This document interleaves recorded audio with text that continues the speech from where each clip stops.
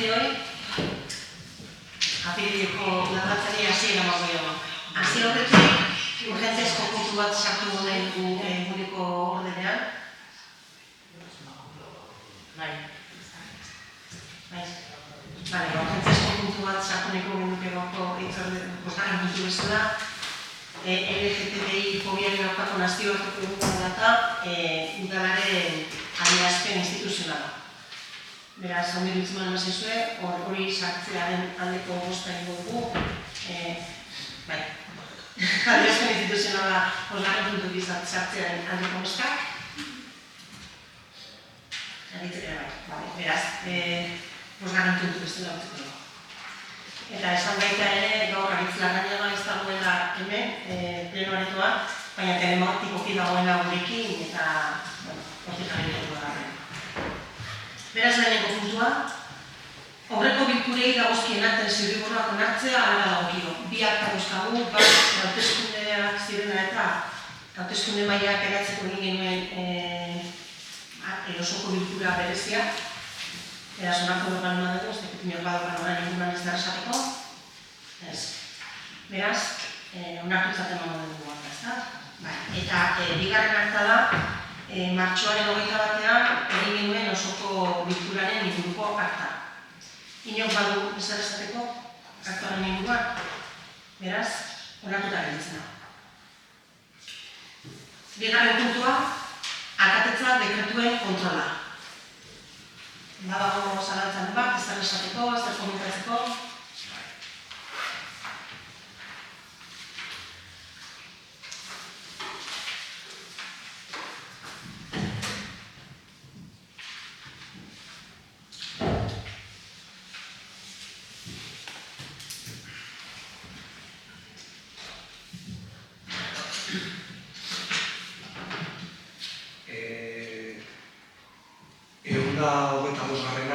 Zerrendan bigarrena, eguneko zentroko animazioan lehitzeko prozedura utxik geratu zala, eta galdera da, ea zein prozedura hori ikusten dezuen, edo egoera nola zertan da. Igual zopatu duzu gehiagunen inguruan. Gertu da utxik animazio jardueren aterazan ez lehipena, eta zera egingo da, horrenik erabakitzeko dago ez da. Erabakiko da, entzatzen dut batzordera nago da, zera egingo da. Galdera da, zein ideia dezuen edo zein nundikan joan nahi dezuen gai honen inguruan, Osa ez erabakirik hartuta otera. Aurkeztu ingo du berriz, eta abendu horre etortzen da. Eskerrik asko. Ehun eta 26garrena, Sorosleen kontratua likidatzea. Batetik likidazioaren gora beren berri izan dugu, hori lehenagotik zetorren kontratua zen, eta hor negoziazioetan eta badakigu xerto gora berak eguntzea da. Nire galdela horren ari izango zantzin izan da, egin dezuen kudeaketa eta ia enpresarekin harremanetan jarri ziaten. Garbinik eraman du honen inguruko kudeaketa. Ordaindu zaiena guztira da €97.948,26 eta horien zuriketa eskatzea €26.915 diferentzia dago. Ez dira, ezin izan dituzte €96.915 zuritu. Orduan itzultzeko eskatu zaie. Ordaindu zuten horretik itzultzeko eskatu zaie. Egintzaile idatziz eskatu zaie itzulera eta horretan dago kontua.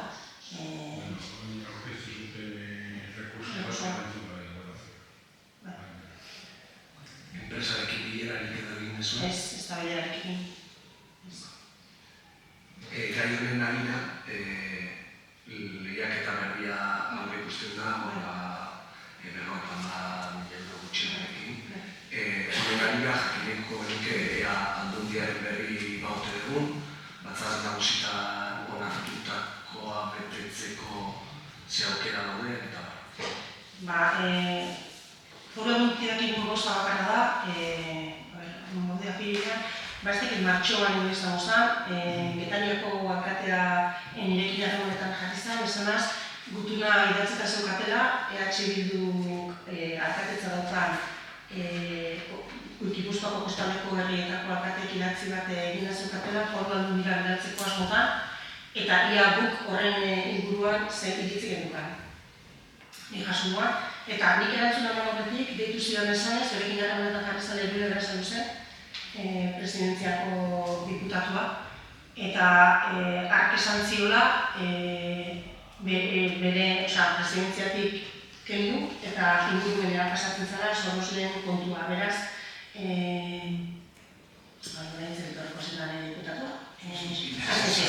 Asensioen eskutara genitzen da, eta esan ziola, lehen mainen ondartza maila izilatu gozuela, deituko zuela, eta bertan bera gedituko zara. Bertan bera geditzen zara gutun hori bidaltzea eta foru aldundiaren berrien zain gedituko ginara. Deitu gintuzten, konbokatu gintuzten, datorren maiatzaren 7an bilera egiteko. Egia da guretzat ja berandu dela eta orduan atera behar zen dugula lizitazioa jende aurrera bestela denborak harrapatuko gaitulako. Idealen 7ko bilera atzeratu egin da eta hitzordua dukagu datorren maiatzaren 10ean. Foru aldundia. Ondartzen maila dago dituta. Ez dakit hor zer esango diguten edo zer ez. Baina nago dizuegu horren berri. Bitartean, atera gemar esan da ezbentena, bestela ez gehalako iristen guk kuedatu behar lan dugu. Horre, erabatagoz, bakarretan zanakete ikusita nobere garaian pixatetzen hori eramantzea bat nagusitara ia zeaukera zeo, baina horre gure babesuz.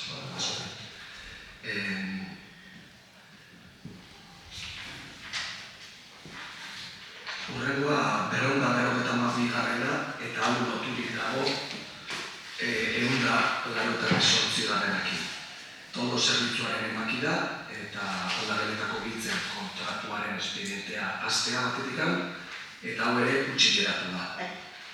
Orduan, prozedura horretikan ezen, utzi geratzea aukeretako bat da, baina da jakitea ze aurreikuspen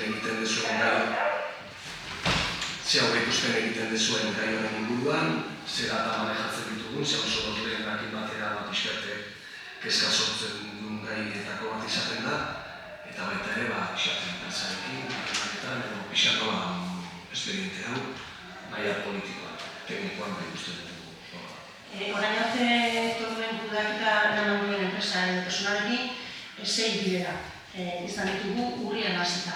Jakinik horreko azken bi urtetan zein arazo izan diren honen kontura, erabaki genuen hori bazela lehen beren berekin jarri eta ia konpon genezaken, garai iritsi horretik iritsi gintezken horregaiteko konponbidera. Hainbat gauza barajatu dira tarte horretan. Berak eskaera batzuk egiten zituen, adibidez etxola jartzearena, paseoan, hotelaren batean, gure aurten ezin da hori egontzaten lekuagatik eta hotela irikiko delako eta ez delako modua guk eskeni genion etxola jartzea ondartza, bertan, Soroslen etxolaren ondoan. Hasiera batean gaiezko esan zigun, gero eskatzuetu nahi bat baldintza, izan zen dira Soroslen abezela islatutako etxola bat, argindarrarekin, ikusti gaiezko eman genien, baina beti dago pega bat beste baten ondoren, eta 6 bidero horien ondoren azkenan esan zuen ez zuela ez ekiniko, esan duko ez ezen bargatu nuen momentu batean baita ere tondak erosteko aukera, udarak erosi eta gero udarak berak jarri. Esan zigun ez ez, eta orduan hori horretan, ez lehiken atera nuen, ikusitu zuen baldintza horietan, eta ez da inor aurkeztu. Momentu honetan, eskatu diegu ostiral honetarako biharko berak dozkan tonduen inguruko kontu horiek ondartzako pasioaren azpian dagoen biltegi horretatik atera ditzala, ez lehipenen parte hartu ez duen, ez eta jartzeko asmorik ez daukanez, libratzeko eskatu dugu. Eta berak esan du ia zer, egia esan, uste dut ez gaudela berriro etxolan jarri bardan eta zer horietan berriz azteko moduan. Eta gure asmoa da, proposatu bat egitea, tondoiek erosi eta udarak berak kudeatzeko. Ez dakit nahi gomen ez duela, ikusi hartu dugu, eta hori horren berri emango dizuegu. Baina horretan hor gaude. Momentu honetan egitzen gauza bakarra da eskatu, atera ditzela, hor dauzkan tondoekik dauzkan egunak edo makilak edo gozta, ostiralerako atera ditzela.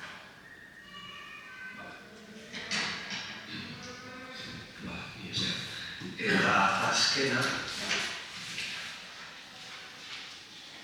179 garrena, kopurutan, hemen hori ez da dekertuan, ez da kopuru ematikan, ze oso txikia da, baina jartzen du, turismo bulegoan salgai jartzeko babarrenentzako bilgarria egitea.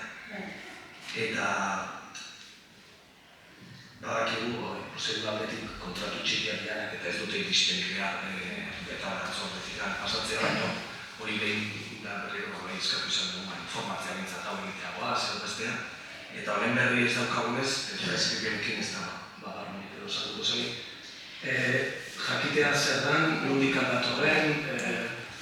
Badakizue turismo bulegoan, saltzen direla geografiko produktuak, adibidez txakuria, gazta eta horrelako produktuak, eta ikusi izan, batean badukagura babarrun bereziak dianak, debako babarrunak dianak, toki eder baserriak ikusten dituenak, eta haiekin harremanetan jarrita, galdetu zitzaien, ea izan zezaketen kilo kopuru bolitxadan ditzeko bat, turismo bulegoak horiek saldu izateko urte guztian zehar. Oso ez da kopuru handirik izango, poltsantia kilo erdikoak, olako saku itxura daukate, etiketa batekin, debako babarrunak jartzen du, eta gero babarrunak prestatzeko errezeta, daramate barruan lau hizkuntza da, euskaraz, gazteleraz, frantsesez eta ingelesez. Hori da, eta da produktu hori, debako produktu bat. Paperik hori, aurre ikusi da, parte geoparkean badakit geoparke sale dianak badakit hor akordio moduko badagoela, hainbat enpresa kontra bat hartzen dutenak, hemen horrelako lokturarik dago, edo da, aleatorioa proba moduko. Proba moduko da, babarrunak bertako dira ikusita, horiek salmenak hartzea, baina ez dago ez hitzarmenik, ez. Eta gainera, ez daukate oso ekoizpen handirik ere, eta salmenta ere ez da izango, ez da hori ikusten izango da nikolako gauza handi. Ulertzen duten agatikan, salmentaren eguneko eguna, dijoa, baserritarra da ni. Behatzi euroko prezioa dauka kilo erdiko zorrotxoa. Kostua, 14 euro da kiloa, babarrunen kiloa baserritarrentzat. Eta gero beste bi horiekin ordaintzen da sakua, eta papera, eta lastoa, ez dauka udalarentzat nirako irabazirik. Baserritarrak merkatuko prezioa jasoko du horren bitartez, berak saltzen duen benetako prezioa, eta gainerako bi euroak dira, kanpoko tapakia, zinta, daukagalako soka antzeko zintatxo bat, eta papera. Bale, primera, eskerrik asko.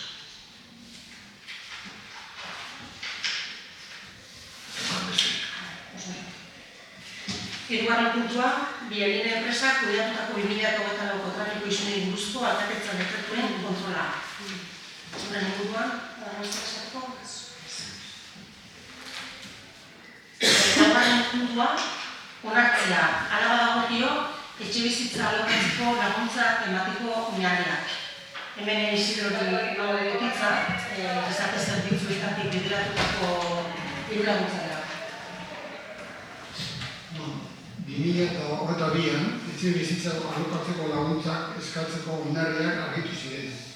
Eta 2023an laguntza horiek 4 pertsonari baino ez zitzaizkien erditu. Horietatikan biek itzuli egin behar izan zituzten, ez zituztelako baldintzak betetzen.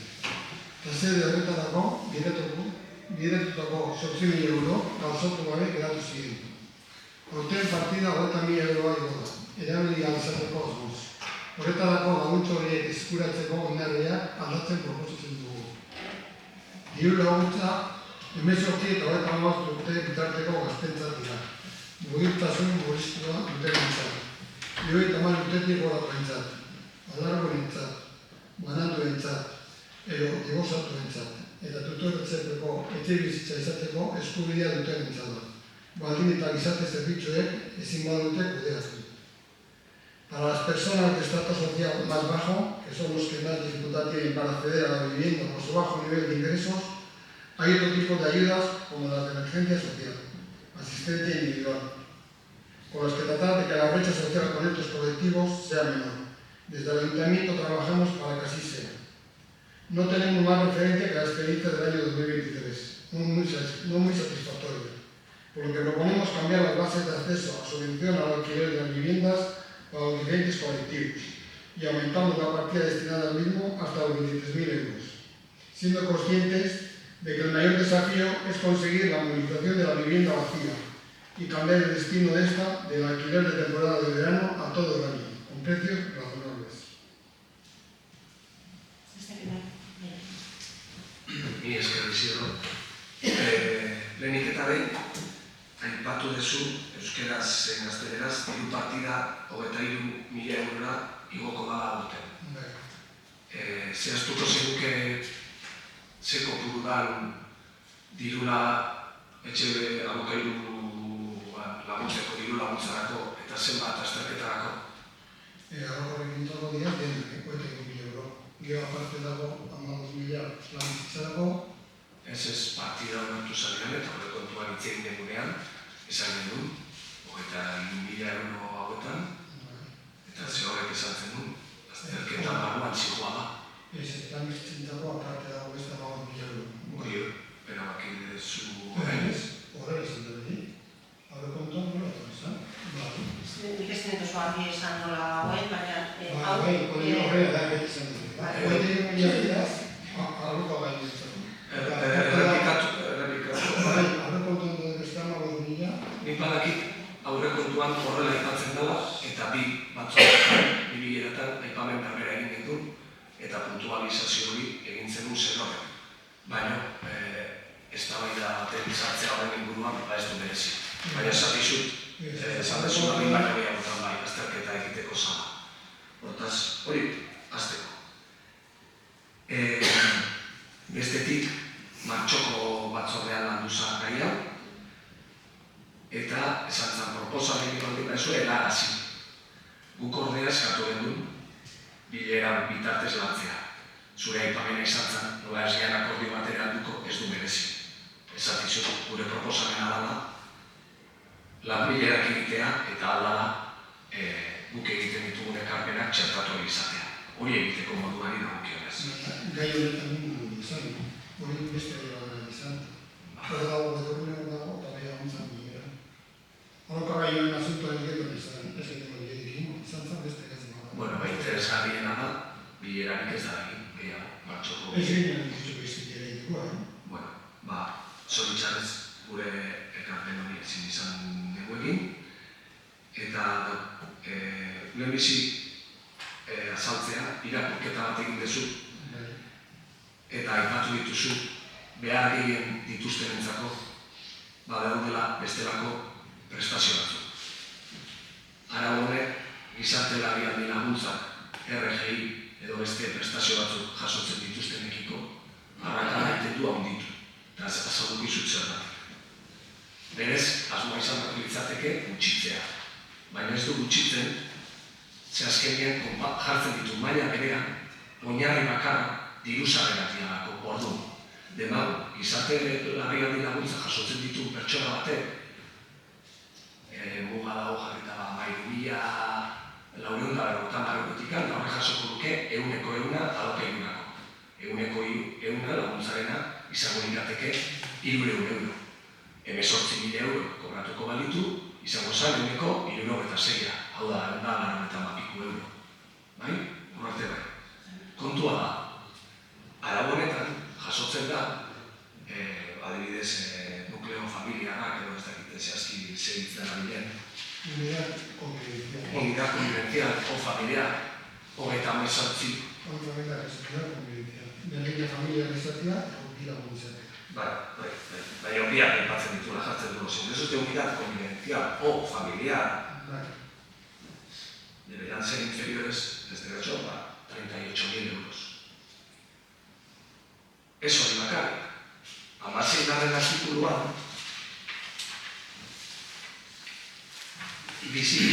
bizikidetza eta familia unikatu batean, sartuta ez dauden pertsonetan, diru laguntza horiek osatzeko 16. artikulan dio, beste diru laguntzekin batera garritasuna. Orduan, hor, komplementatzen dianez, hemen egitean da igualdad pero equidad no. Hau da, 1.800 euroko soldata daukan batek, udalaren laguntza honi esker 300 euro jasoko ditu, eta 12.950 euro, hau da, 1.000 euro hilabetean kobratzen du batek, berdin kobratuko du. Hortaz, egoera larrien daudenei ez diegu laguntzen. Ez, bestia daka uneko betan laguntza. Eta 1.000 dela uneko ez da iristen 300 Ondo, kontua da zenbat, hori aipatu zen, lanbileran, nien itzan egon, bere taldekidekin landu izan da, baina adierazten duguna da, horako adierazpenak egitekoa. Baina artekoa laguntza da, uneko betan Kontua da, ze konpurutan ari ere egiten, eta azkenean berdin du egiten ditula. Baina benetan ez da justuagoa. Laguntzaren xedea ez da, zuk.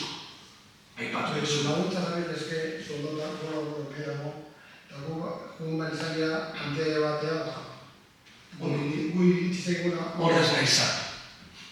Horrez nahi zartu. Baizik eta arauaren zentzuan. Kopuruan ez nahi zartu. Arau honek ekar dezaken beste gabezietako da, alokairuen presioak etxejabek igoan izatea. Batez ere, ez baldin badegu, muga bat zehazten. Aurrekoan, uste 700 euro bueltan zegoela. Gu ados gaude, gaurkotuaz, moldatzea, agian komeni dago. Baina moldatzea, mugarik eskartzea, airea aipatzen, 1.500 alokairu bat ere, laguntza jasotzeko eskubide berberarekin. Gure ustez muga bat zehaztu beharko litzateke. Begiratu dugu lanerako dokumentua ekarri zana bilera hartara, zure taldeko kide batek azaldu zuna, eta bertan aipatzen da, eta zuzena da, Gipuzkoako bazta ezbestekoa lokairuarena 800 euro bueltan dagoela. Eta kontuan eduki behar dugu Gipuzkoan daudela, Zarautz, Maia, Donostia, Errenteria, eta edo. Alokairu presio zoroekin. Orduan, ulertzen dugu muga gaurkotzea, baina ez dugu ulertzen mugarik ez jartzea. Mugarik ez jartzeak ekar dezakelako etxe jabeen partetikan. Bizkaide ban ez daude alokatzeko bizitza, etxe bizitza, eta murgaik egiatzen dut, behatzen dengoen, bilakoa gero, hartu dezala. Eta bilakoa baldin bada ere, Eta gaitasuneko dugu esan du 2.000 euroko alokairu ordaintzeko, eskenen kontua da. Sartzen dira, gehienez irabaz ditzakezun kopurua, eta horrek ematen duzunelako, eta nik ez dut uste honik ekarriko danik prestio egoerarik, ez dut uste. Ez dut uste 300 euroko gehienez, etxegiten ari dira gehienez 300 euro. Ez da esatea udalako ordainduko dizu alokairu osorik, eta orduan norbaitek eskatu ditzak 3.000 euro. Osea, nek gehienez 300 euro lortu dituzu. Eta 300 euro lortzeko baldintzak ala ere neko gogorrak iruditzen zizkidiala. Ez dut uste behar da nire jartzea, alokairuan, guk ez dugu nintzako ikusten. gure irakurketa bi zentzutan dihoa. Batetik, behar gehien daukaten pertsonei dagokion hori, berdin du, edo berdintzera jotzen dula eta arrakala txikitu beharrean handitu iten dula, eta bestetikan muga bat ezarri beharko genukela hori dara gure behar. Muga bat egon da dino eta horrekin jolasteko aukera ez dezaten. Gure ustez ikusitak Gipuzkoakoa 800 euroan dagoela, zentzuzko iruditzen zaigu, igual 900 euro arte igutzea. Baina iruditzen zaigu ekarpen hori kontuan aukirako ditzatekela. Hori da gure proposamena, arauari dagokionean zehazki. Nik gauza bat argitu nahi dizut bide, aurrekontuetan, onartutako aurrekontuetan bi partida desberdin daude. Batetik 21 euroko partida bat alokairurako, 2.7 bat, 2.500 bat 2000 bat partida, eta beste 15.000 euroko partida azterketa, etxebizitzaren inguruko azterketa egiteko, bat 0.000 bat partida. Beraz, 21.000 euro dira alokairurako dako horretan dagoena, aurkeztutako aurrekontuetan. Nik esan deteran, da guri esandakoa, ez zala hori izan. Hori da, orkestu zena eta onartu izan da. Horren da hitzegin guztak izan bat hau izan, osoko bilkuran. Argira da, horrela da. Nik ez nahi duten mugen justifikazioa dut. horiekin diskriminazioa sortzen da alokairua eskuratu ezin duten diru sarrera txikiagoak dituzten beste kolektibo batzuekiko. Lerro horiek 18 eta 15 urte bitarteko gazteei zuzenduta daude batez ere, baina beste kolektibo batzuk ere badakate eskubidea. Beste kolektibo batzuek beste laguntza lerro batzuk dituzte, Eusko Jaurlaritzak datozena. Eusko Jaurlaritzaren Gaztelagun programaren arabera, oso zaila da deban erraldatutako herritarren laguntza horiek jasoan izatea ezarritako alokairu prezioak eta diru sarreren mugak direla eta. Horren erakusgarri dira 2023an eman diren bi eskaerak. Muga ezartzeko kuota diru sarreran 130 ez gainditzeko irizpidea erabili da. Debako udalerrian alokairuen prezioa hilean 600 euro ingurukoa dela kontuan hartuta. Horrek adierazten digu, gehieneko diru sarrerak 50.000 euro ingurua izan behar direla. Gainera, alokairuen prezio muga gizak egin dugu. Kontuan hartuta, diru sarrerek laguntza beharrak modu eraginkorragoan zehazten dituztela. Aurreko 2022ko oinarrietan muga 22.000 eurokoa izan zela esatea. Beraz, 116 igo ditugu. Era berean, Eusko Jaurlaritzak Gaztelagun programaren bidez 24.500 euroko muga ezarri du. Lehen 18.000 eurokoa bazen ere. Horiek ere, 116 igo ditugu. Familia mugei dagokienez, 119 handitu dugu. 22.000 eurotik 28 eurotan. Eta Eusko Jaurlaritzak 120 altzatu du. 22.000-tik 24.000 euro.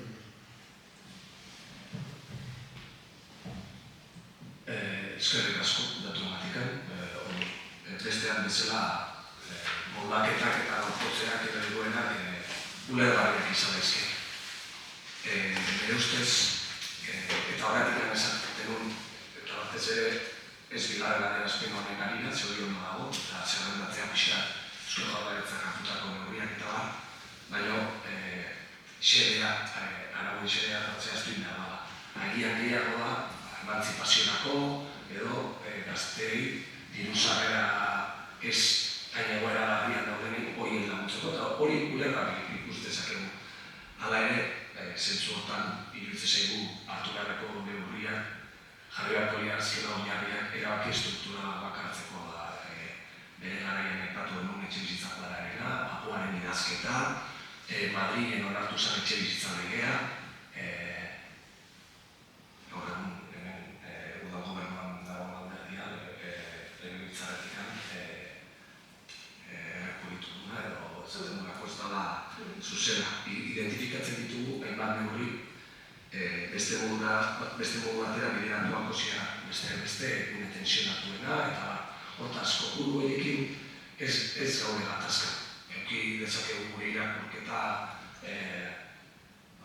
zehatzagoa, baina hortan ez gehiago beste sartu, baina bai gehien bat muga horrekin eta hori da proposamena.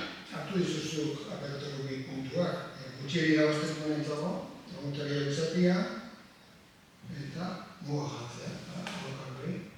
Baina arazo bat dago, gutxi irabazten duenak ez da kapazitatea piso bat alokatzeko. Hain gutxi irabazten duenak ze piso bat, hau sortidu nuen ginean kostatzen bada pisoa.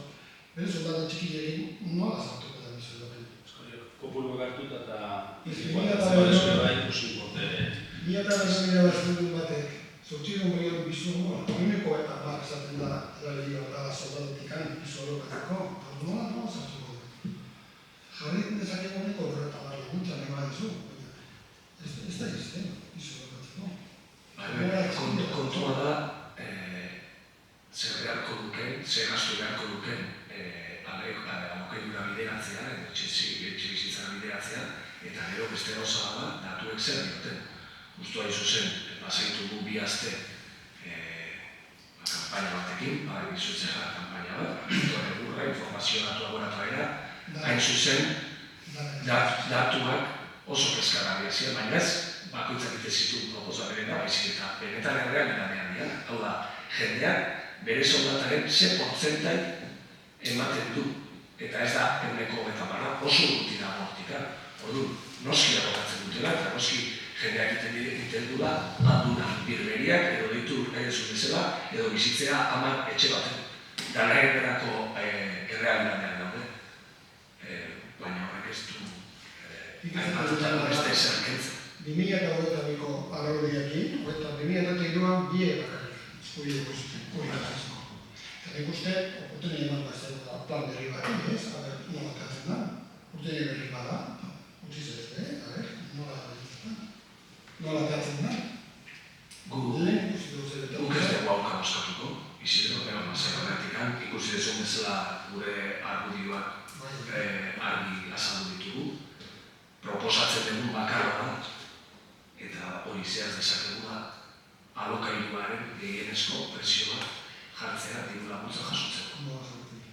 Hori da, hemen iten dugun proposamena, eta nola bilera hori ez dugu neuki hau azaltzeko, hemen botatzen dizut. Ondo ikusten dezu, ez? Nik ez dut uste baina egin mugarik. Guk ez dut uste, gobernuak ez dut uste. Itzegin dugu eta guk uste dugu uste Aposten eixoak artean itzegin dezuela, orain guk ere badakigu, hala ere abstenitu dugu proposamen horrela. Orduan boskara pasaketara.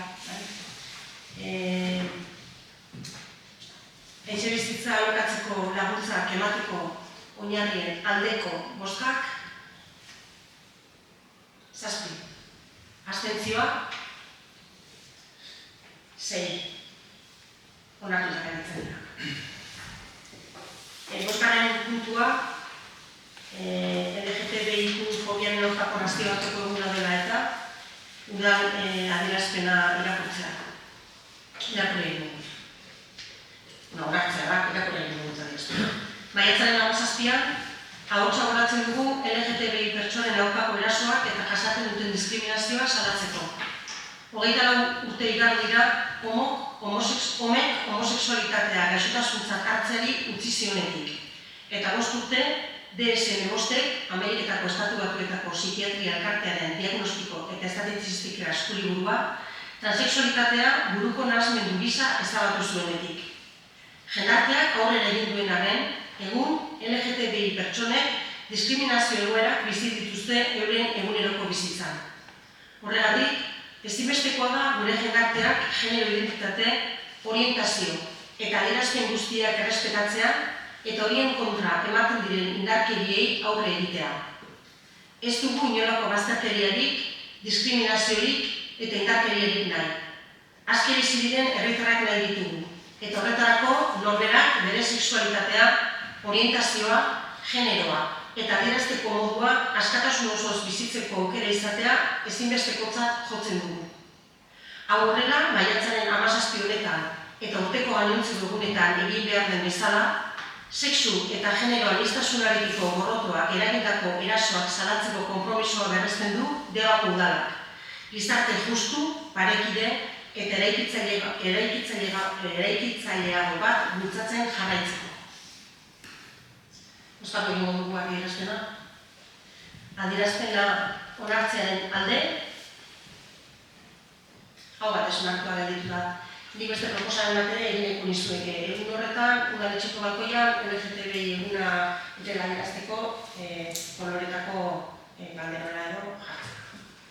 Egunean bertan. 17. Ez da eguna? Eguna 28, kasu eguna 17. Kontrako eguna. Hori utzitzei zuen, edo 17 jarriko dugu, 28 lako dugu nahi duzuela. Baina, 28 jarriko. Bale, oso. Azken puntua, eskari eta galderak. Badako zerbait? Guk ez dakago galdera eskari. Guk ez dakago. Beraz, honegezez, gaurko osko bilkurari bukaera dugu eskerrik asko bertaratzeagatik eta atorren dira arte.